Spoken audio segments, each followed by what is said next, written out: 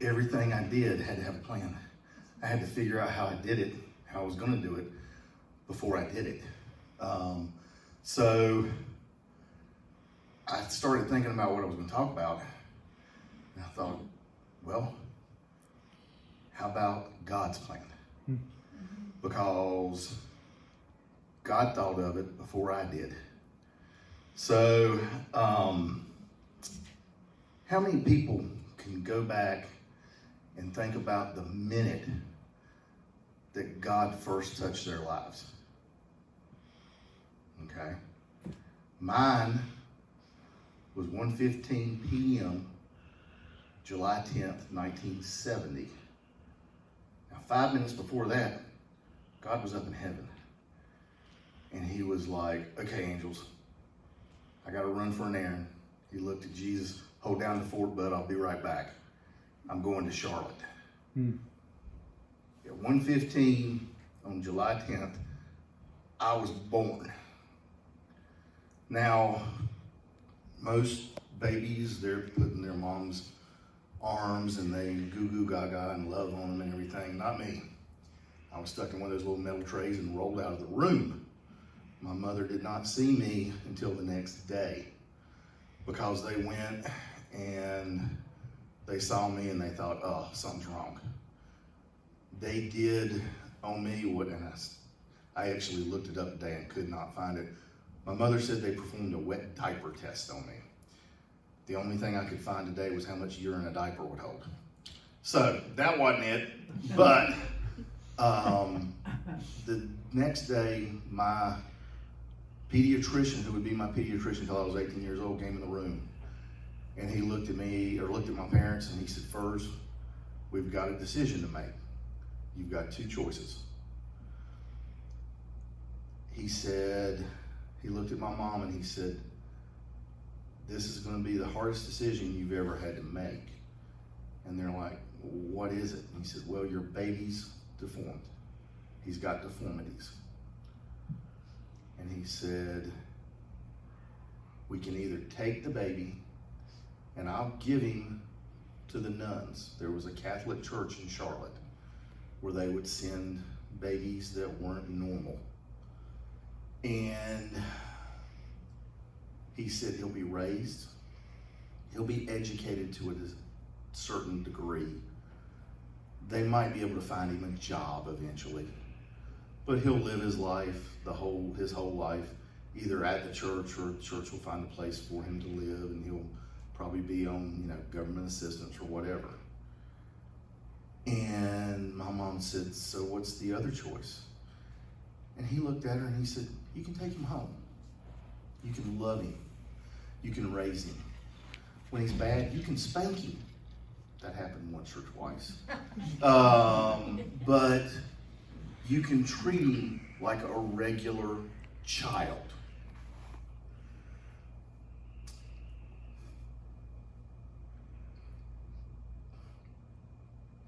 My mom said, I want to see my baby. They brought me in, they put me in her arms, and they looked down, she looked down at me, and she looked up at the doctor and she said, I don't see anything wrong with this child. Now let me out of this hospital. Come on now. My life started that day, and God has been in it ever since. Growing up, I might have not always known it. He wasn't always there that I could see and understand, but he was there. I'm not the best with Bible verses, but I did find this one, and I got to thank Pastor Andre for this because I'm stealing it out of one of her sermons from a couple weeks ago. But it is Jeremiah 29:11. For I know the plans I have for you, declares the Lord. Plans to prosper you and not to harm you. Plans to give you hope and a future.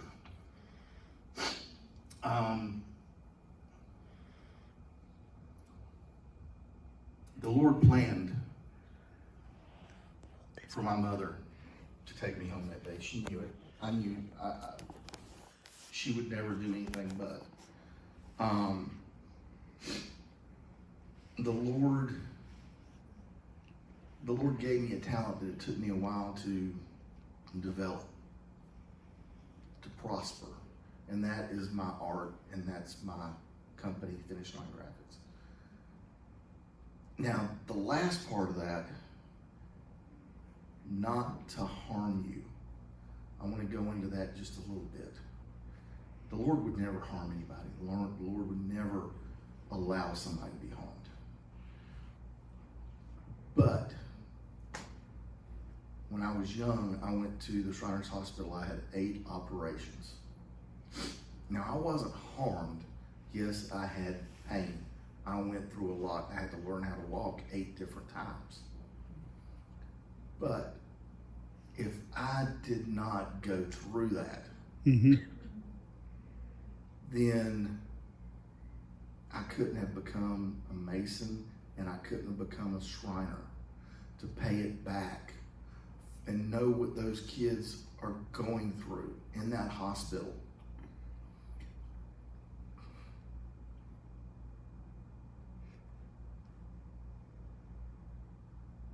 I know the pain that they feel. Being away from their parents. Now, they're not away from them as much now as they were back when I was there. We'd go a week at a time, and our parents would come and see us. But it was tough. I laid in traction for 51 days once. They put steel rods through my legs once. I couldn't have any pain medicine because I was going to have an operation in a few weeks, but they had to pull the muscles. So they were giving me shots of lidocaine to numb the pain, to dull the pain. So, and then they put one in the wrong spot, and they had to pull it back out, stitch it back up, and put it back through again. So I had 3 of them done. It's not the pain that God wanted me to endure. It was the experience. So later in life, I would know what these children are going through. And I could help. And I could give back a little of what was given to me.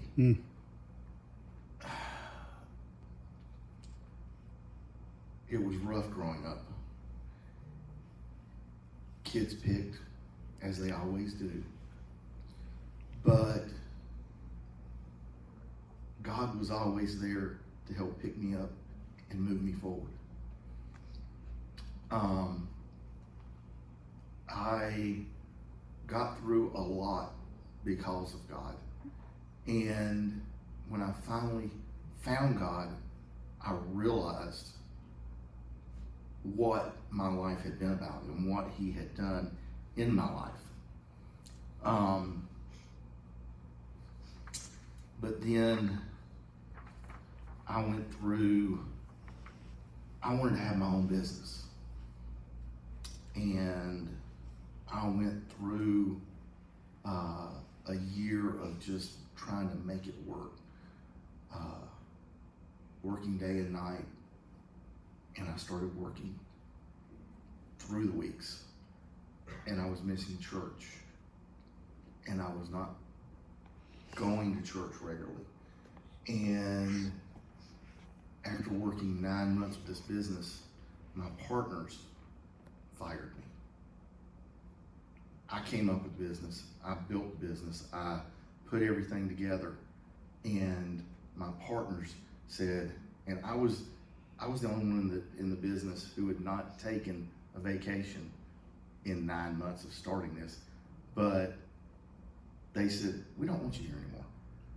I was working so hard, and it was like the bottom was just kicked out from underneath me. But you've also got to understand, I stopped going to God. And I look back on it now, and I'm ashamed. But the next 3 years got even worse. because I was out of work for 3 years. I was a regular in a pawn shop. I pawned all my guns.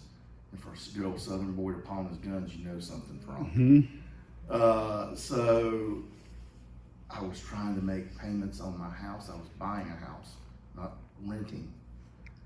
And it got to the point to where I was flat broke. God was not in my life. I wouldn't, I wasn't even thinking about God. And I was sitting in my computer room one day, and I saw the sheriff's department pull up. Deputy sheriff got out, knocked on the door, rang the doorbell. I would not go to the door. I was scared to death. He taped a foreclosure notice on my front door. As soon as he left, I ran to the front door, ripped it off so nobody would see it. And I sat down in my living room floor, and I just cried. And I didn't know what to do.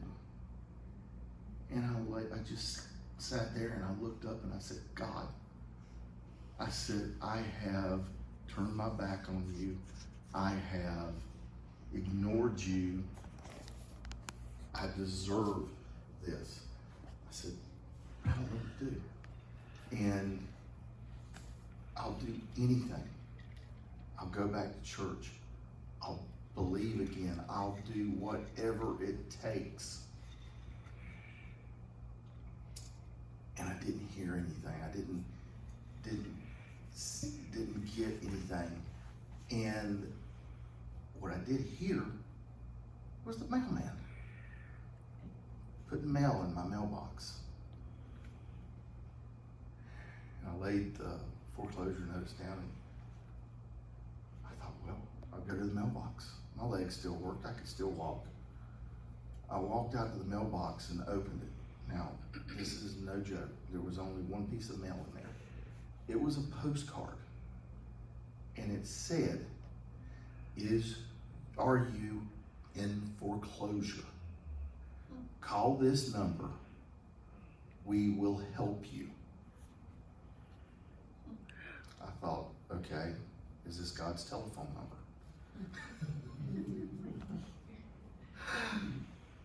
I was like, and I literally, standing on the curb, I looked up and I said, God, is this your answer?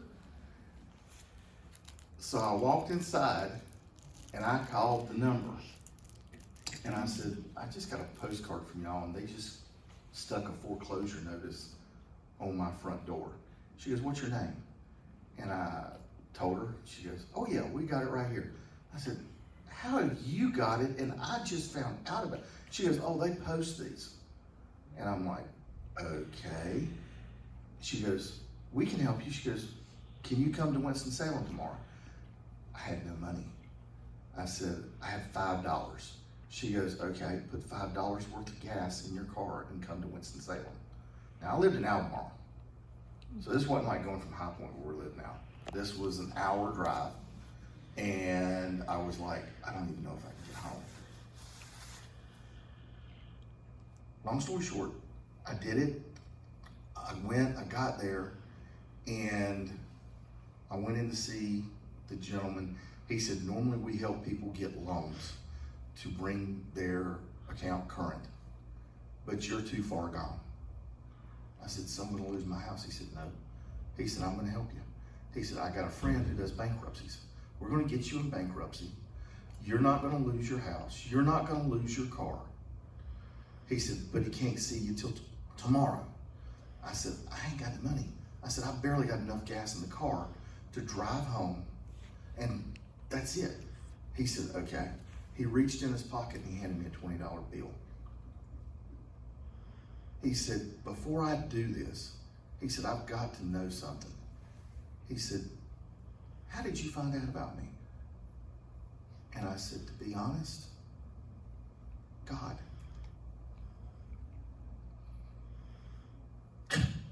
And he walked over and he put his arm around me. He said, good.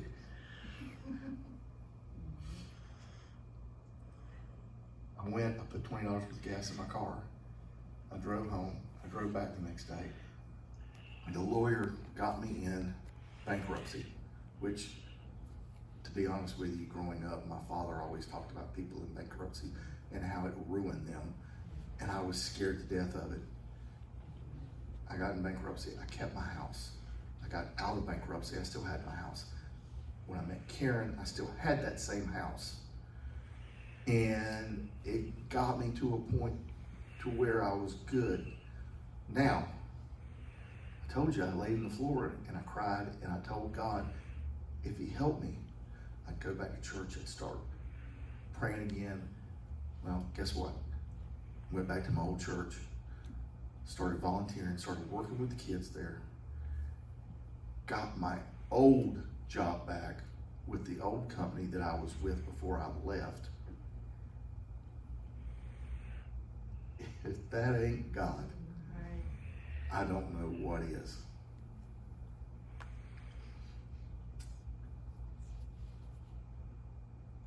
When I was going to that church after all this had happened, I heard a song called The Anchor Holds.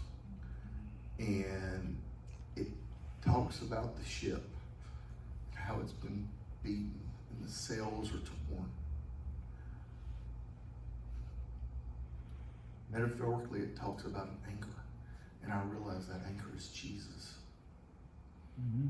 And if you ever see a ship that's anchored, it's got a rope attaching that ship to that anchor. That rope is faith and belief. And if you have faith and if you believe in God, that rope will never break. And even though I turned my back on God for a while, he turns back on me. Yes. Amen. You see, in 1970, he started me on a path, and he had a plan for me. And it included what had just happened. And he knew this was going to happen, but he knew it was going to teach me, and he knew that I would learn from it.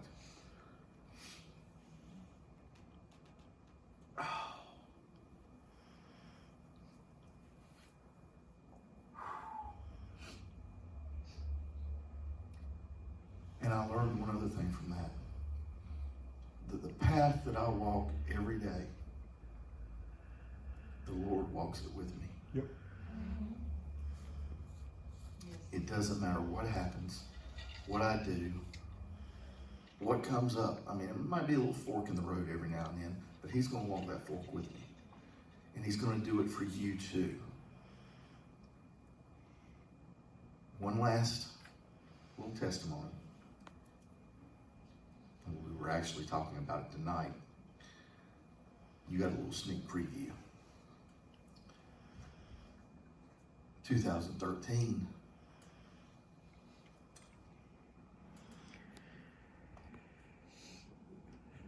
God sent me on a journey that I wasn't ready for, that I didn't think would happen to me. And I look back on it and I still can't believe it. I had what was known as a widowmaker heart attack, but I had a silent one. I didn't know I was having a heart attack. And I actually tore a hole in between the two valves of my heart.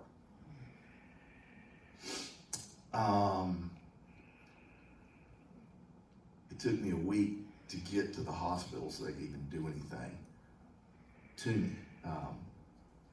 But when I did, the doctor told me, he said, you were the first person that I've ever seen that has survived this heart attack. Now, I was in the hospital for 2 weeks.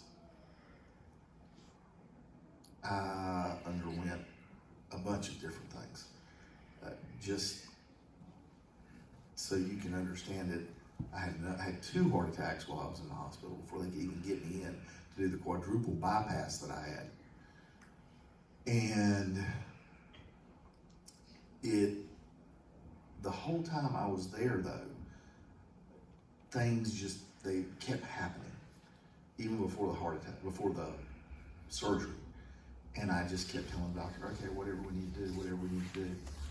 But the whole time I was there, normally you'd think, oh my God, he was scared to death. Not once did I feel fear whatsoever. And if you look at Proverbs 18:10, the name of the Lord is a strong tower. The righteous man runs into it and is safe. I think back to where they had me. They called it the South Tower. They had just finished it. And back then I didn't know about the strong tower or anything. But I think that was fitting for me because I never once felt fear. Even when I was having those heart attacks, I felt safe the entire time because I knew God was walking with me because he had that plan for me. So I've got a little summary right here. I got done quicker than I thought I would. Did better than I thought. But one is God's plan. God has a plan for everybody. We don't know that plan right away, but there is one, and don't ever forget it, because God's plan for you is different than God's plan for me. And whatever that plan is, accept it. Don't look on it and say, God, this is not for me. God's plan is for you. Just have faith in him, and he'll be with you. Believe in him. He'll show you that plan. And when he does, it'll all make sense. Trust in him. If you believe and trust, then he'll make that plan come true. And remember,